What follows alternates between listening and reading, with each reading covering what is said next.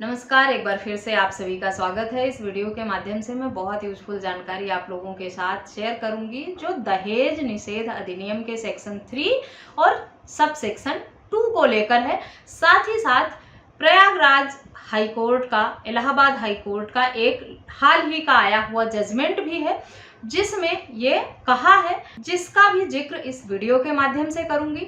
साथ ही supreme court द्वारा दिए हुए कुछ निर्देश भी बताऊंगी इस वीडियो में, जिसके माध्यम से शादी में मिला हुआ सामान जो है, जिसे लड़की पक्ष दहेज के रूप में जिसे लड़की पक्ष दहेज का नाम लगाकर लड़के वालों के खिलाफ झूठा मामला दर्ज करा देते हैं और उन्हें पनिशमेंट दिलाते हैं बेकसूर बेगुनाह होते हुए भी, जबकि लड़के वालों ने किसी भी तरह का दहेज नहीं मांगा था। शादी में जो भी सामान दिया गया था वो स्वेच्छा से दिया गया था, उपहार के रूप में दिया गया था। लेकिन जब शादी के कुछ समय बाद विवाद शुरू हुआ तो जो भी सामान दिया गया था, जो भी गिफ्ट दिया गया था, जो भी उपहार दिया गया था, उसे दहेज का नाम देकर झूठा मामला लड़के वालों के खिलाफ दर्ज करा दिया गया और उन्हें बहुत सारी प्रताड़ना का सामना करना पड़ता है। इस वीडियो के माध्यम से जानेंगे कि दहेज के झूठे मामले से लड़के लोग कैसे अपना बचाव कर सकते हैं, शादी में मिले हुए सामान को दहेज नहीं गिफ्ट के रूप में कैसे ले सकते हैं, जिससे आने वाले समय में वो झूठे केस से अपने आप को बचा सके। जैसा कि हम सब जानते हैं कि झूठे केसों की संख्या दिन प्रतिदिन बढ़ती जा रही है।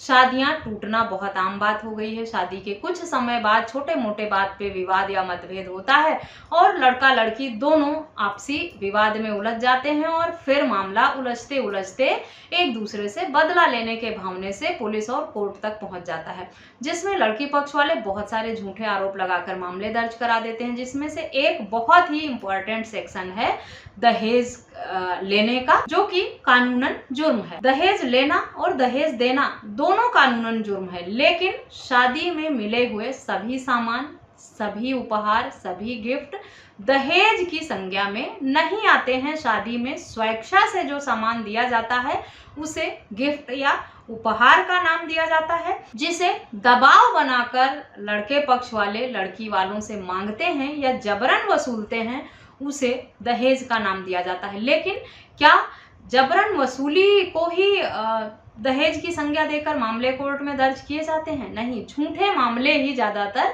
दहेज के नाम पर दर्ज कराए जाते हैं कोर्ट में, जबकि स्वेच्छा से लोग देते हैं दिखावा करने के लिए भी। आजकल तो ये ट्रेंड बनता जा रहा है कि लोग लाखों करोड़ों का खर्चा करते हैं अपना स्टैंडर्ड दिखाने के लिए, अपने आप को बहुत रईस और बहुत खानदानी और बहुत रिच फैमिली से हैं ऐसा दिखाने के लिए भी लाखों करोड़ों रुपए खर्च करते हैं। इतना सब कुछ स्वेच्छा से ही देते हैं ताकि वो लोगों को दिखा सकें कि मैंने अपने बेटी की शादी में या मैंने शादी में अपने दामाद को इतने सारे गिफ्ट दिए हैं बिना किसी मांग के, और बाद में उन्हीं सारे सामान को दहेज की संज्ञा देकर ससुराल वालों के खिलाफ, लड़के वाले के खिलाफ दहेज का मामला दर्ज कराया जाता है।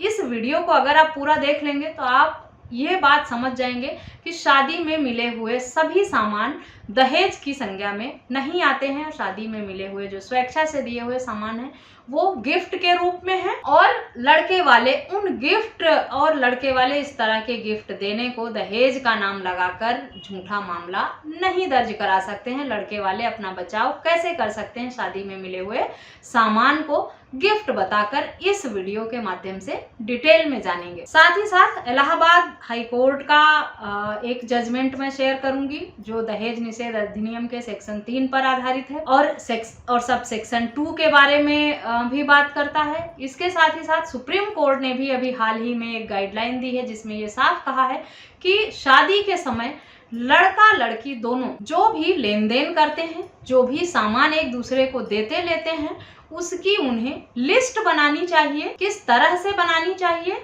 और उसमें किस तरह के पेपर का यूज होना चाहिए, क्या एग्रीमेंट में लिखा होना चाहिए, जिससे बाद में झूठा दहेज का केस ना किया जा सके लड़की वालों की तरफ से और लड़के वाले अपना बचाव कर सके अगर उनके खिलाफ उपहार और गिफ्ट देने के बाद झूठा मामला दर्ज कराया जाता है। सुप्रीम कोर्ट की भी अभी हाल ही की आई एक गाइडलाइन है जिसमें ये कहा है कि शादी के समय गिफ्ट और उपहार जो हैं उसकी लिस्ट बनाकर दोनों पक्ष के सिग्नेचर होने चाहिए कि जो भी इस तरह के उपहार या गिफ्ट दिए गए हैं वो स्वेच्छा से दिए गए हैं, किसी भी तरह की मांग नहीं की गई है, ताकि लड़के लोग झूठे दहेज केस से अपने आप को बचा सकें, सेफ कर सकें और लड़की वाले उन पर झूठे केस ना कर सकें। अब जानते हैं कि जो भी इस तरह की लिस्ट बनानी है उसे किस तरह से बनाना चाहिए। इसे आप एक प्लेन पेपर पर भी जो भी लेन देन हुई है उसकी लिस्ट बना सकते हैं शादी में दिए हुए सामान की, और लड़का और लड़की दोनों के सिग्नेचर होना बहुत ज़रूरी है।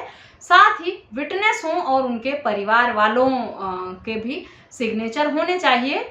या इसे आप एक कॉन्ट्रैक्ट की तरह भी बनवा सकते हैं, एग्रीमेंट की तरह भी बनवा सकते हैं, या आप इसे एक एफिडेविट के रूप में स्टैम्प पेपर पर भी बनवा सकते हैं। ये 3 तरीके हैं जिससे शादी में मिले हुए उपहार जो हैं, गिफ्ट जो हैं, आप उनका ब्यौरा रख सकते हैं शादी के समय, और ये आपके भविष्य के लिए बहुत ही उपयोगी होगा झूठे केसों से आपको बचाने के लिए। याद रहे ये तीनों तरीके यूजफुल हैं। तीनों में से कोई तरीका अगर आप अपनाकर इस तरह की लिस्ट तैयार कर लेते हैं तो भविष्य में आपको झूठे दहेज केस से मुक्ति मिल जाएगी। अगर लड़की वाले मामला झूठा दर्ज भी कराएंगे तो आप इस कॉन्ट्रैक्ट, एग्रीमेंट या एफिडेविट जो है इसे कोर्ट के समक्ष रखकर इस तरह के झूठे मामले को खारिज करवा सकते हैं। कम से कम एक केस से आपको निजात मिल जाएगा। 498 डीवी जैसे केसेस जो हैं या 125 सीआरपीसी का गलत इनकम एफिडेविट देकर नौकरी करते हुए झूठ बोलकर, ये सब जो मामले हैं उन पर भी अलग अलग जजमेंट आए हैं जिस पर मैंने वीडियो बना रखी है। आप देखना चाहें तो मेरे चैनल की प्लेलिस्ट से देख सकते हैं। आज की वीडियो जो है वो दहेज निषेध अधिनियम को लेकर ही है कि लड़के वाले अपना बचाव दहेज केस में कैसे करें। तो ये तरीका है लिस्ट बनाकर, एफिडेविट बनाकर या एक कॉन्ट्रैक्ट बनाकर शादी के समय जो भी लेन देन दिया गया है उसका ब्यौरा तैयार करें और दोनों पक्ष के सिग्नेचर उस पे होने चाहिए। जरूरी नहीं है कि आप स्टैम्प पेपर पर या एफिडेविट पर ही बनाएं, आप प्लेन पेपर पे भी एक बना सकते हैं इस तरह का विवरण, और उसमें दोनों पक्ष के सिग्नेचर, लड़का और लड़की दोनों के सिग्नेचर होना बहुत जरूरी है। अगर ये एग्रीमेंट आप बना लेते हैं या लिस्ट बना लेते हैं आप शादी के समय, तब आप पर झूठा मामला दर्ज भी होगा तो अपना बचाव कर पाएंगे। साबित करने का जरिया ये होगा कि आप पर अगर झूठा मामला दर्ज हुआ है तो आप उस लिस्ट को कोर्ट में प्रेजेंट कर सकते हैं कि ये सारी लिस्ट है उपहार की, गिफ्ट की, जो विवाह के समय दिया गया था। इस पर किसी भी तरह की मांग नहीं की गई, मर्जी से, स्वेच्छा से उपहार के रूप में, गिफ्ट के रूप में ये तोहफे लड़की वालों की तरफ से दिए गए थे, जिस पर इन्होंने खुद भी सिग्नेचर किया हुआ है कि ये उपहार स्वरूप दिए हुए सामान हैं। इन पर किसी भी तरह का जोर दबाव करके मांग नहीं रखी गई है। याद रहे कि ये गिफ्ट जो उपहार के स्वरूप में दिए जाते हैं वो बहुत महंगे नहीं होने चाहिए, उनकी कॉस्ट बहुत ज़्यादा नहीं होनी चाहिए, आपके स्टैंडर्ड के हिसाब से ही होने चाहिए, आपकी हैसियत के हिसाब से होने चाहिए। हैसियत से ज़्यादा मांग, आप बड़ी बड़ी गाड़ी, बंगला, इस सब तरह के अगर महंगे तोहफे आप लोग लेते हैं, हैसियत से ज़्यादा, लड़की वालों की हैसियत से ज़्यादा होता है, लड़के वालों की हैसियत से ज़्यादा होता है, तो वो दहेज की श्रेणी में ही आ जाता है। उसे आप स्वेच्छा से दिया हुआ गिफ्ट नहीं कह सकते। स्वेच्छा से लाखों करोड़ों का गिफ्ट भी वही व्यक्ति देता है जिसकी हैसियत लाखों करोड़ों की होती है।